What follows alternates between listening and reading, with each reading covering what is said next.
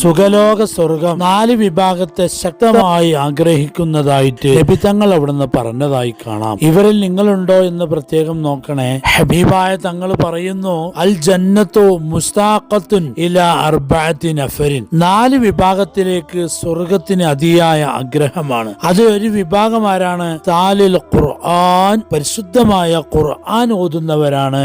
രണ്ടാമത്തെ വിഭാഗമോ വഹാഫിളുൽ ലിസാൻ, നാവിനെ സംരക്ഷിക്കുന്നവരാണ്. ഗീബത്ത് പറയൂല, നമീമത്ത് പറയൂല, മറ്റുള്ളവരെ കുറ്റം പറയില്ല, കളവ് പറയില്ല, അങ്ങനെയുള്ളവർ. മൂന്നാമത്തെ വിഭാഗമോ വമുത്ഇമുൽ ജിആൻ, വിശക്കുന്നവർക്ക് ഭക്ഷണം നൽകുന്നവരാണ്.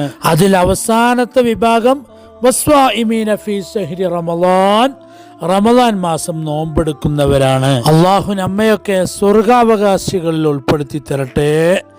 ആമീൻ യാ റബ്ബൽ ആലമീൻ.